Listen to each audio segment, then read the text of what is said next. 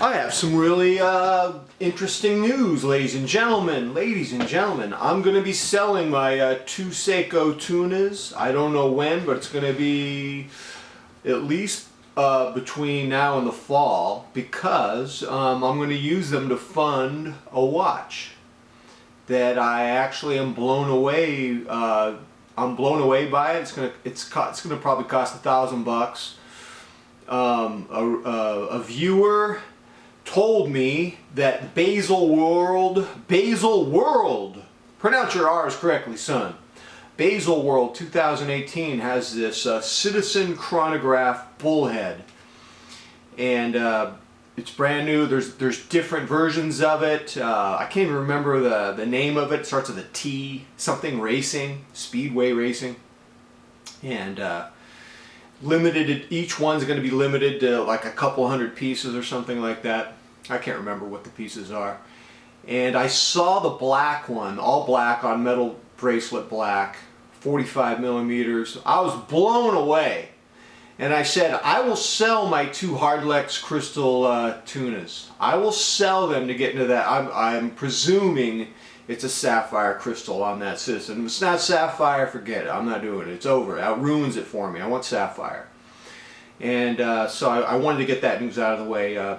Made a video yesterday about Lee, who had a religious experience wearing an Omega. And I titled the video something about no longer drinking the Seiko Kool-Aid. And I just want to make it clear, I love Seiko. I love Seiko. I mean, they have a lot of sloppy watches, but it's a great gateway drug. It's a great gateway watch. It's a great watch for utilitarian purposes, for function.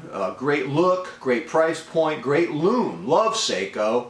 And funny enough, I had a Lee experience with a Seiko, and I didn't see it coming. I've talked about it before, the 051. I think it's the most perfect watch I've ever purchased. I'm going to buy the dark blue one, the 053, on a steel bracelet. Can't stand it on rubber. I can only wear steel bracelets on watches. I think I've come to the conclusion. But my point about yesterday's video wasn't to denigrate Seiko, but to say that there are people who are climbing the luxury ladder who need to not think that their identity is wrapped up, confined to Seiko. If you are in a boutique like Lee was and you put on a watch and you have this wow experience, go with it. Move on. Don't drink the Kool-Aid of one watch brand. Don't drink the Omega Kool-Aid if something else happens. And so a reader commented yesterday, and you know what? I can't find the comment on my YouTube channel, but I had presciently copy and pasted it, so I actually have the comment. I printed it out. I can't remember the gentleman's name. He has a different experience with Seiko and Omega than Lee's, and he rejected his Swiss luxury experience, and he came home to Seiko. So I should read this to you. I recently moved out of Seiko and into Omega, a ceramic coaxial 300 diver, and after 3 months I sold it to make my way back home to Seiko. Lee mentions misaligned chapter rings and untidy lume applications on Seiko. Let me tell you something, buddy. How well can the Swiss apply lume and align chapter rings for $200, buddy, huh?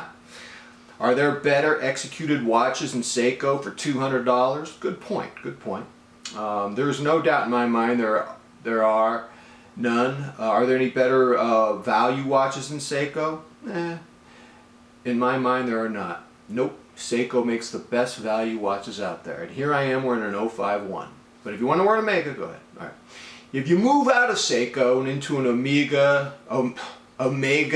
Breitling, I give it 3 months before you become disappointed with it. I became brutally critical of mine because of how much more expensive it was than a tuna. The little things that I thought I could live with became inexcusably glaring, like the garish skeleton hands and moronic helium escape valve, the weird way it sat on my wrist, the preposterous ungrippable bezel, the weak lume, that's something I don't have any tolerance for. Edward Bernays was an ad man who, among other things, originally instituted the cultural idea of the car being a status symbol for men. Faced with their own irrelevancy, the Swiss have successfully manipulated watch culture in the same way to present quartz movements as somehow inferior to mechanical. And I see this cognitive dissonance that comes from the manipulation playing out in your video. Oh, I don't know. I don't think Lee bought an automatic Omega out of being manipulated at all. But I definitely agree that that does happen. Absolutely, the masses can be marketed to and manipulated. Definitely, I'll concede that. But not Lee. Lee's too smart for that. And actually, the viewers of my watch channel are too smart for that. I don't think you guys are into watches for status or you get manipulated. Not most of you. You guys are too smart for that. I think it's about magic. I think it's about the transformation you experience when you put a watch on. I don't care if you're Lee putting on an Omega or McMahon putting on a Seiko 051. You either have the magic or you don't. And I think we're all like little kids. We want to feel like little kids again. So I reject that the smart people who watch my channel are here for status or they've been manipulated in some way. But it's a great point because I think a lot of people do get manipulated, just not us. Never. All right. In the end, what sent me running away from Omega was these thoughts. My tool watch was too expensive. I couldn't do anything with it whatsoever. My toy had turned me into an utter poseur, and I didn't want to be the person who let my EDC get in the way of living my life. I wanted to ride my bike, go swimming, go to the gym, etc. Good point, though I guarantee you Lee is not a poseur, so it's all about your personal experience.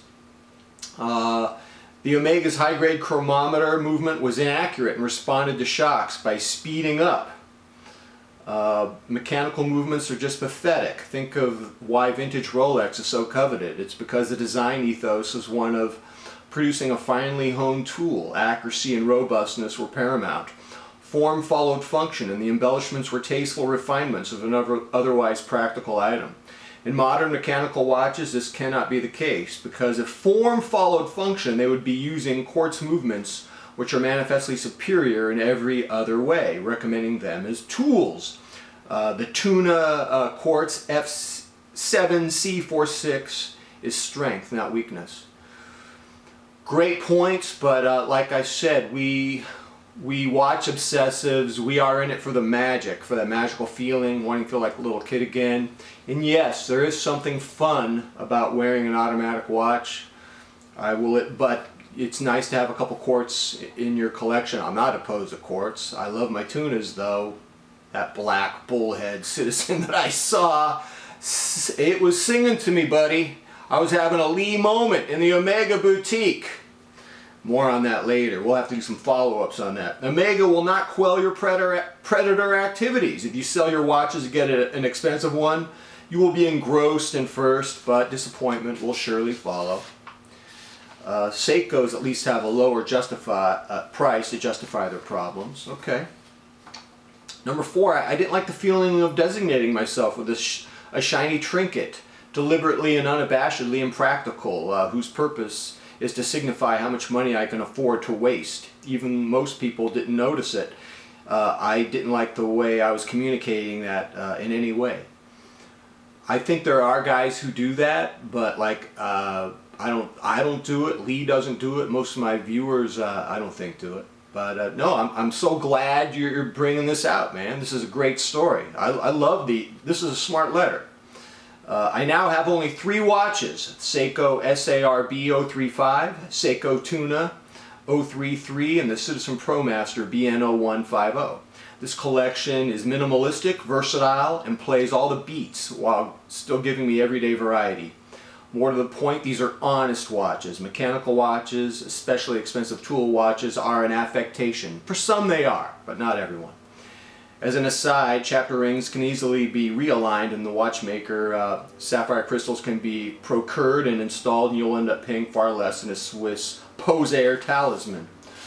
Good points, but it's funny, you know, everyone has a different story. And that's really what I mean by don't drink the Kool-Aid. You got to follow your own story, your own narrative, your own journey, and be true to yourself. I'm not here to impose a dogma on anyone. I'm so glad Lee broke free of the Seiko Kool-Aid. I'm glad I discovered the Seiko 051. And I'm going to get the blue one, and I'm going to probably sell my 2 tunas and get the black bullhead. What do you think of that, ladies and gentlemen? Times are changing. All right, ladies and gentlemen, until next time, I'm out.